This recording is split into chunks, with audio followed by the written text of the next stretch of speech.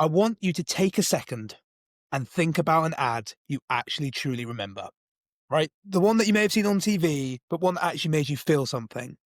Me and Carson are about to do a hell of a deep dive looking at humor in advertising.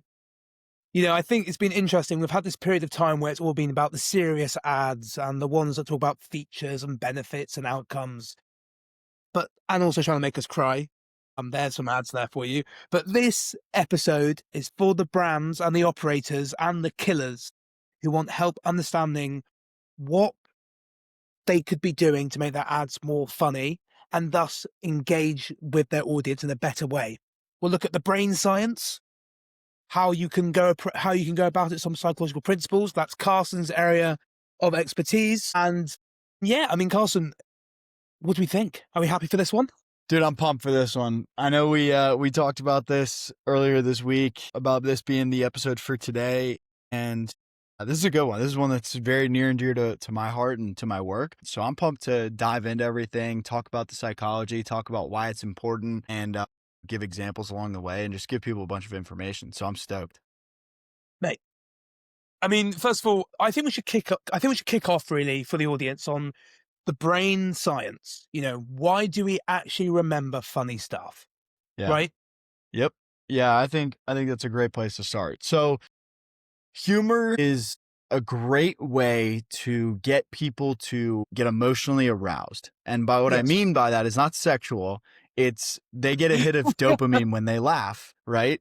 So it increases attention, it increases recall, and people remember funny ads, I think, up to like 3 times more than any other ad, any other emotion. So it creates like a social bond and connection between the brand and the person, because there's a shared moment of laughter based off of what you've presented to the consumer that's made them feel something, right? Humor is a way to feel something because it's making you laugh, it's making you feel happy, and it's giving you something that you can take and really remember in the long term because of that emotional connection. It's also, for the most part, very relatable. That covers your recognition. Like if somebody even doesn't recognize your brand, but they recognize an ad that you made because it made them laugh, that's just going to increase the recall. So in terms of brain science, it's very much so I don't know if this is a word, dopamitic or dopamine hit I like it. of emotion, right? So the more that you can make people feel something and get the chemicals in their brain moving and flushing out, that's going to increase the ability for you to have success. So based on that, there's a bunch of different principles that we'll dive into on how and why they work, what they are, and what you can do for them. But Luke, why do you think humor is important in advertising? We can agree that people see thousands of ads in a day. Information is given to them at all times. We are in the age of the digital world where we are thrown things at us and we've got to fight them off. But what is so important to me, and that's why humor is such the unlock, is it breaks the pattern, right? It says to our brain, hey, pay attention to this. It's different. Because it's Listen, completely different. it's the purple cow effect, right? It's what Seth Godin talks about. It's how can you stand out and what can make someone be surprised. I think humor is surprise. So I think humor is such a big one. So, I mean, I think, Carson, the most important thing is, can we give the audience some examples of ads that have got humor baked in and why it's funny? Have you got some good? I know you've got some examples. I've got one cooked up and ready to go for you. Let me share my screen with everybody and we can all look at this together. But this is one of my favorite examples and one that I reposted on my what's it called? My Instagram. And I think it's almost at like 2 million views. It's just been ripping. So this is the ad right here by Specsavers. Well, let me know if you can hear this, Luke. All right. So you kind of get the gist there, right? It's very different in terms of what's happening throughout the scenes. So there's a ton of different ones for this, but I really want to touch on the first one. The setting is at a bar and a woman immediately comes in and is like, "How could you do this to me, Barry?" And she splashes water in a guy's face. Immediately you're like, what is going on? You're completely confused. There's no like an expectation violation and you have no idea what's going on, right? So your brain wants to resolve that conflict. Then you realize the guy in the pan of the shot, Barry, is her husband and he's sitting alone. So she can't see that he's there instead of a guy that's wearing the same shirt, right? So because of the spec savers, save your eyes, get better vision, whatever. The tagline is just tagline is Specsaver sponsors Emmerdale, right?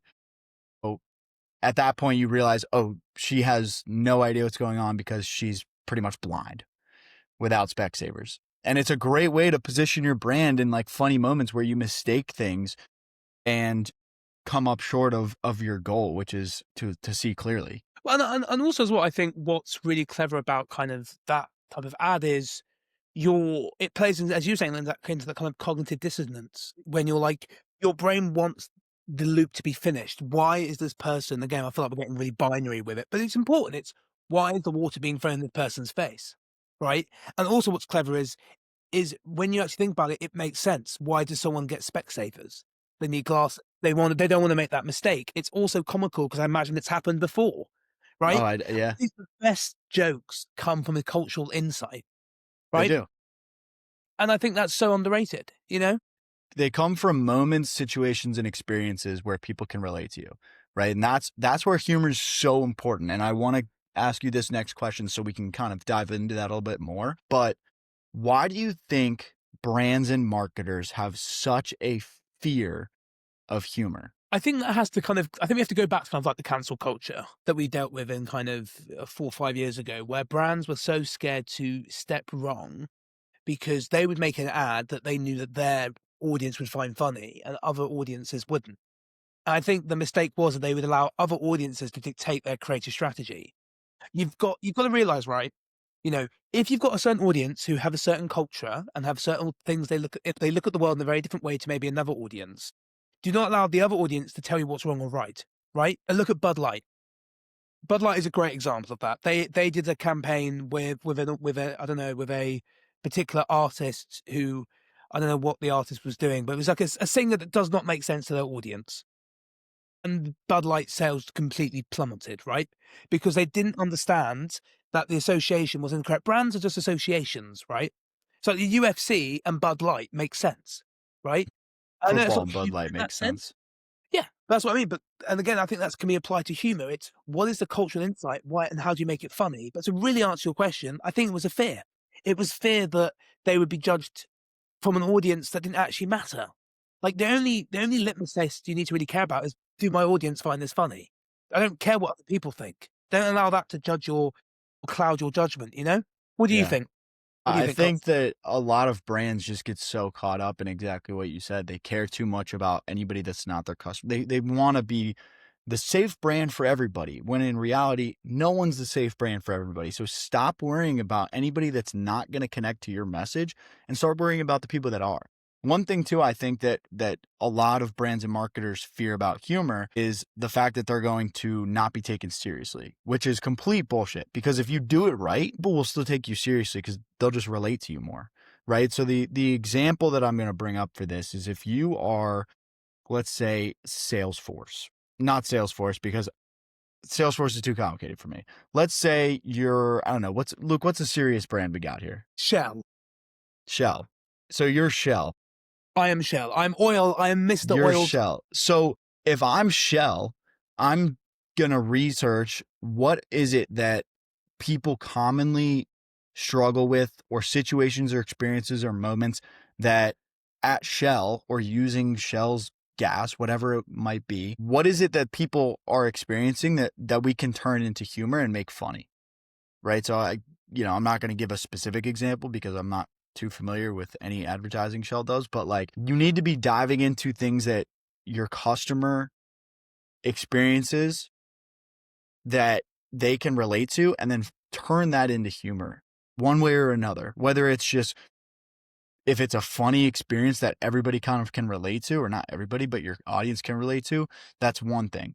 If you're just trying to make things funny for the sake of being funny, that's when your brand becomes a joke. You have to position yourself in the market where you're solving a problem in a funny way where people can relate to it.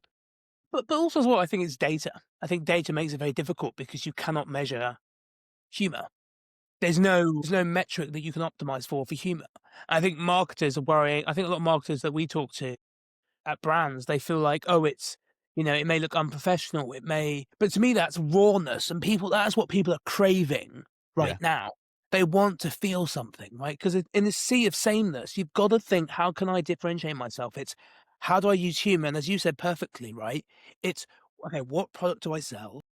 In the journey, how does my customer interact with my product? Like, for example, Shell is a good example here. How does Shell interact with my customer? Say, right? Okay, I need to fill up my car, right? Is there a funny story or humorous advertisement you could do about someone going on a journey with Shell, Yeah. right? I don't know. Maybe you could have like a funny character who wants to visit all the Shell garages in Well, America. I and don't know. Like that maybe that's funny. exactly. And here's another thing too. Great industries to look at are insurance, finance, SaaS. There are plenty of insurance and finance and banking companies and platforms that all use humor in their advertising because it's relatable. One of the things that comes to mind is a life insurance company where the family tries to like off their dad in certain different ways because the tagline is life insurance so good they want you dead. It was brilliant. It was brilliant. And then another one that comes to mind is Progressive in the States is an insurance company, and they have a guy who's like helping new homeowners not become their parents. So it's funny because it's relatable of like, oh, my parents used to do that. My parents used to say that, and my parents did X, Y, and Z. And Progressive is going to help me with my insurance so that I don't become them, whatever. And those are the type of like little things that people can relate to and they find funny. And it makes your brand not a joke. It just, you're reaching your customer where they're at and communicating that you understand the problems, the moments, and situations that they go through to be able to use your product. Mm. And I think that's the thing. And I think, and again, look, such an easy unlock for humor, right? Let's say someone could say to us, I'm not funny. I went, okay, fine. Okay, fine. Who is funny? Comedians are funny, right? Hire a Yeah. comedian on Fiverr. Be like, oh, Luke, what is it? Like, hire a comedian, find one, pay them to come in and to say, this is my industry, make some jokes about it. You Well, know? and comedians are brilliant because they dissect those little things in life, right? They dissect ordinary moments, they dissect moments and situations where like and experiences that they've gone through and then turn it into humor, right? So there's so much to be studied on the comedy side, and I Mm, think more marketers would benefit from watching comedians on social media, on Netflix specials, whatever it might be. But agreed. they're also very good with like their timing, and that doesn't mean like just timing and cadence with their storytelling and all that stuff. It means timing and cadence of cultural, like what's going on in our culture, right? So they're very good at knowing the right time and place for a joke, the right jokes. Some of them overstep. You don't want to be those people, obviously, because there's limits to this stuff Mm, socially, and this is not just from like one side or another. This is from just an entire culture. And honestly, they're very honest. They're very true to themselves, and they're very true to what they say, and kind of stand by it. Those comedians are guys that just don't budge because they don't care. yeah. And I think, I mean, for me, I want to kind of go through this next section, because I said, a lot of people do struggle with comedy, but this is kind of my how to guide in how to think like a comedian. Are you ready for me to go through it, Carson? Let's hear it. So I think you've got to start at a fundamental, right? You've got to find the human truth, right? The best comedy, in my opinion, isn't random. Okay. It's based on a real, relatable human experience. So let's use Snickers as our example, right? You know this campaign. I think you know exactly where I'm about to go. You're not you when you're hungry. Are One of the you? most Are you? famous lines of all time. Are you when you're not hungry? Are you? Like it's perfect because it's based and it's built on a universal human truth, right? Okay, so you've got to start with that kind of fundamental human truth. So don't start with the joke. Start with the customer, right? You Mhm. know, what's a small, funny, as you were saying, or frustrating thing, a part of their day, right? And how does your product make them feel better? Play into that, right? Cool. So you'll find your human truth, wherever that is, SaaS insurance, find the truth, kind of, again, if you want help finding it, look at transcripts, look at reviews, look at YouTube videos, look at comment sections, like, you can find it everywhere, right? So find your human truth. Then you want to kind of, in my opinion, aggregate it to the extreme. So what a comedian will do is I'll find, as we said, that small human truth, and I'll make it really extreme. I mean, the Old Spice ads, when it was like the man your man could smell like. Yeah. That's to me is a great example of that. And then you can kind of look at her like the power of an inside joke as well. That's a really good way of looking at it as well. As like the final tip, right? It's like Yeah. the Budweiser was our pad, right? You know, that is like a great example of a cultural point that made sense. I mean, what do Yeah. you think, by the way, in that framework? Have I missed anything? 'Cause I know you'll No, I be. agree. I think you got to start with the customer. You have to know, like, you have to know them inside and out because there's so many different nuances in and ways that you can connect with them. Right. And Mm. so knowing their experiences, knowing who they are, what they do, what they like, what they don't like, how they interact online and in person, what's their preferred mediums, how old are they, like, where do they live, all this stuff, because all that stuff plays a factor, right? The more granular you can get in terms of understanding your customer, the better off you're going to be, and the more you're going to understand all the things that Luke just said. Well, but then also as well, like, look, I mean, here's a really interesting example that I'm seeing. If you look at kind of content that we're seeing on the organic side, a lot of it is episodic. It's like a TV show element. I think, look, how many people? I mean, we're doing it. We're doing this at Big. We're doing like a series of being like in the office, right? Like the US Office show, right? And it's like it's quite interesting to me talking about humor and advertising. It's you know reading these transcripts or reading these screenplays, sorry, of funny things, you start to learn what to teach yourself. You curate what is funny and what isn't funny. And it's all about what you're reading and what you're kind of exposing yourself to. Memes are a great way to start. I mean, I'd love to kind of hear what you think about this, Carson, but how are you using memes to help inform the creative direction and the ads you're making, would you say? Memes for me is kind of like a pulse on culture, right? So if you're looking at memes for whatever your product is, like just search up, your industry or a keyword or whatever, memes.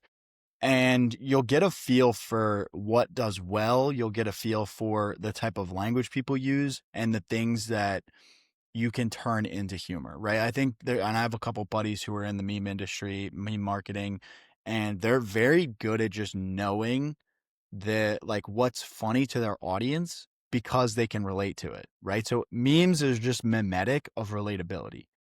It's just mimetic content. It mirrors the relatability of whatever it is that you're talking about. And there's memes for everything nowadays. Oh, So you my. can 100% find these little tiny moments that people think are hilarious. And, I think they're one of the most slept on and underrated ways to just do your research. Like I do meme research when I'm onboarding brands and working with clients. Yeah, absolutely. And I think that is the definition of understanding the culture that your audience like lives in, right? I mean, look, I think an example of a company getting it wrong, if you look at what happened in New York, I mean, your area of the woods with friend.com, the AI ads, about, you see how that, I went there for 2 months and saw it everywhere, and I was like, "I don't know what this is. I don't know what this is." I didn't know it was even an AI company. I thought it was just a, like, necklace that somebody yeah, gave, so I was so confused. I'm like, "Bro."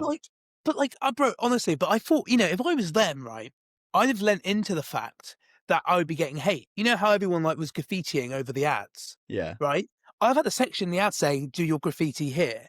Play into the fact that you're going to get hate, right? That's actually a power play, right? Okay, how can I actually know? Okay, if people are going to react badly to this, how can I make that part of the campaign?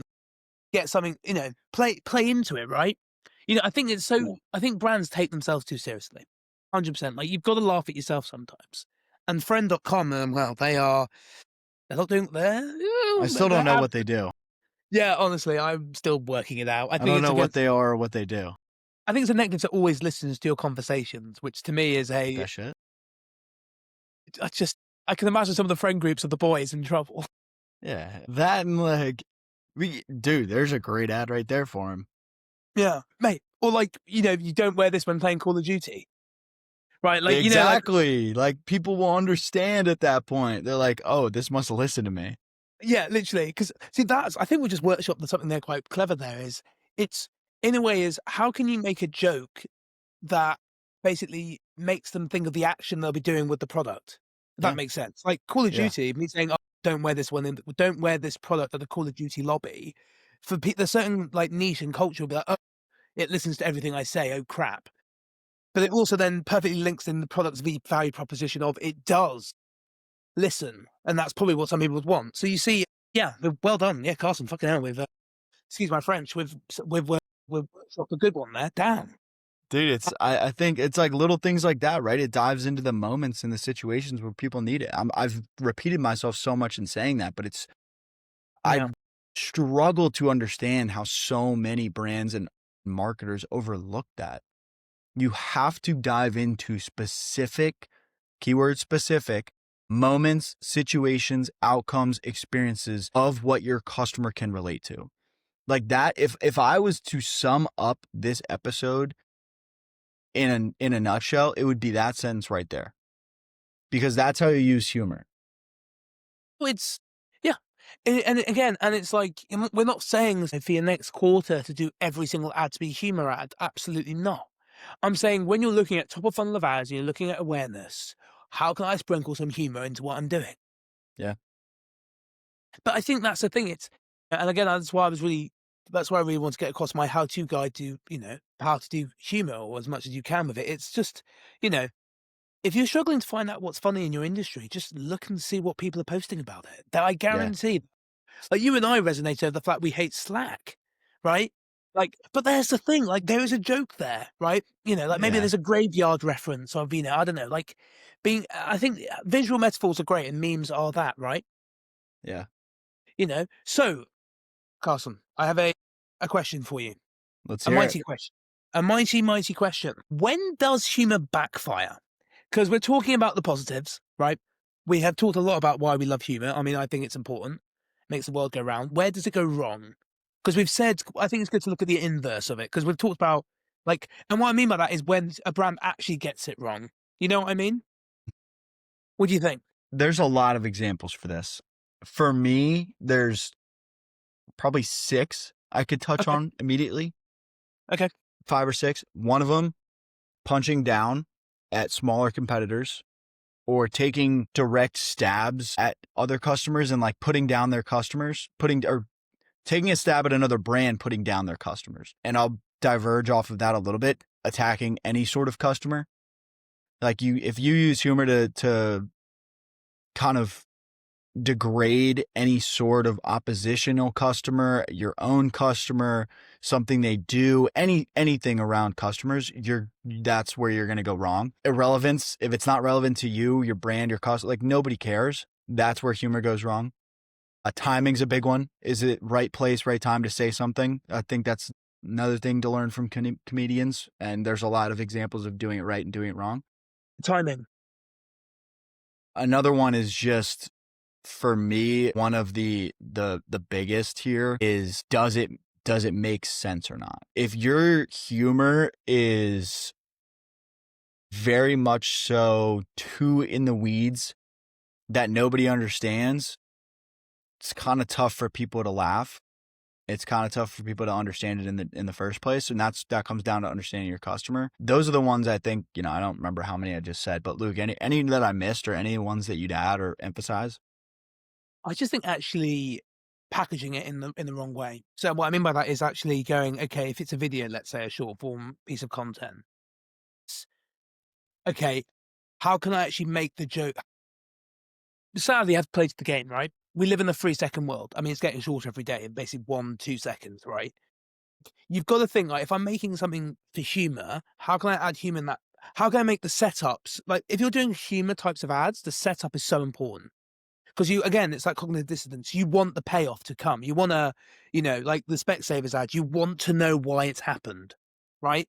So it's really important to look at the payoff. So I was to say packaging, packaging how you actually package. That's a good one. That's That a would be good one. definitely one of the things that I would think about. I think lots of brands they have great ideas. Look, I've done them before. Where I've thought this would be a really funny idea as an organic or static, and it just hasn't hit. And again, we made that mistake. One of our brands where we basically worked we focused on the wrong, we're quite a young team, right? I think the average age is like 24, 23. And we were trying to sell to 55-year-old women and we were putting memes in front of them. We were like, hold on. We find this funny, but they won't. And that was one of my biggest learnings. Like, okay, So, like, I'm trying to get better at it, but you make that mistake, right? Because you're so used to what you like, you've realized, okay, I Yeah. need to be in my customer's shoes.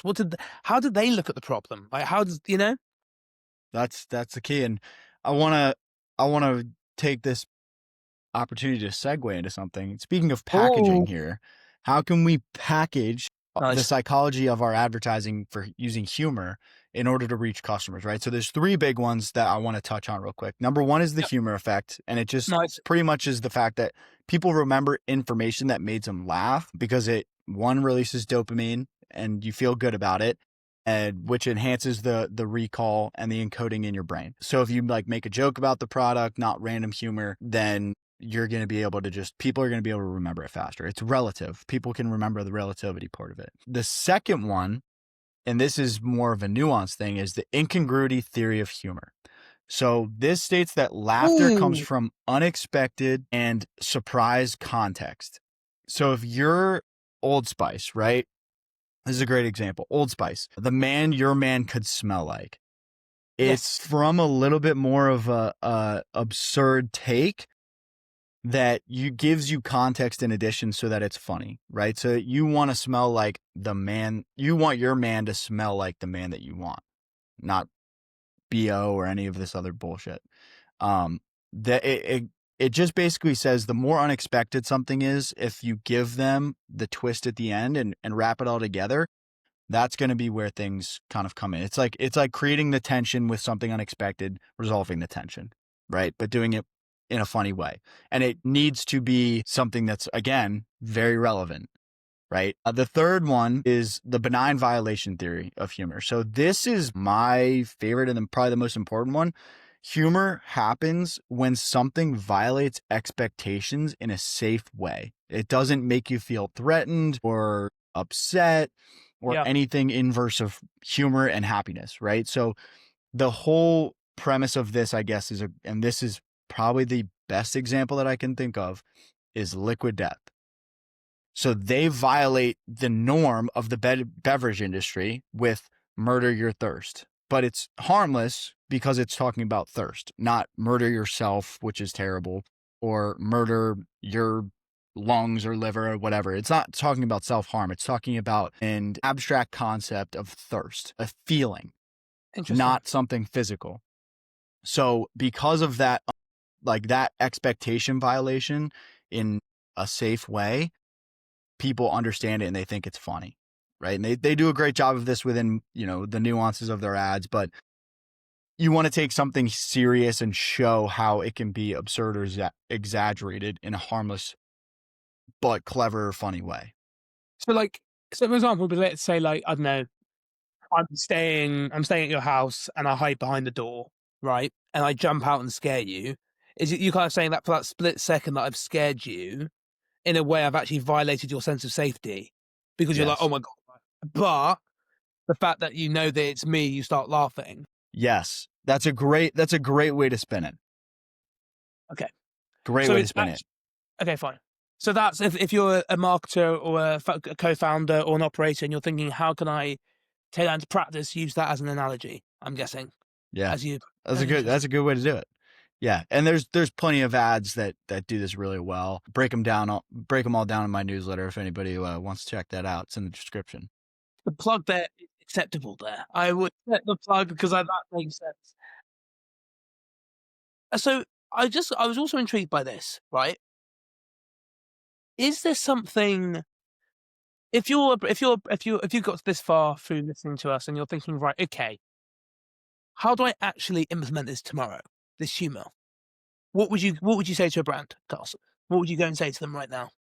I would say first off, go do your research, understand your customer, these little tiny things that they can relate to, their culture, their struggles, their desires, all of the basic stuff, all of the real world stuff. And then I'd say go look at brands who do this well. Go look at Old Spice, go look at Liquid Death, go look at Duolingo, go look at Wendy's Twitter. Whatever you want to do. Just Wendy. look at people who are funny and don't even look in the same industry. Look at every industry, just brands who do it well. You will eventually land on an idea that will completely change how you advertise and the success of it with humor. but Agreed. you need to be able to understand your customer to do it the right way. So that's the important part. Yep. No, I agree. Fully agree. So look, I think what's key to me, and I think what's very key to Carson, is that we're saying to brands listening, you've got to introduce humor in your pipeline. Have it in the back. Don't just leave it as an afterthought. Actually think about how can we approach it in our next campaign. Even simple as making a funny 404 error on your website. Humor can be in your adverts, it can be anywhere. Embrace it. Liquid Death did it and they're $1 billion company for it, right? So for me, thank you very much for listening. And Carson? Yeah, thanks everybody for listening. As always, like, comment, subscribe, share it with your friends. We appreciate you guys. We got to sort out what we're gonna do for guests here. We've been talking about it, but we're trying to figure this out and source it all together as we go. We're building the plane on the way down. But no, appreciate everybody watching. That's real. Hope you guys enjoyed this one, and we will see you next week. Peace. Peace.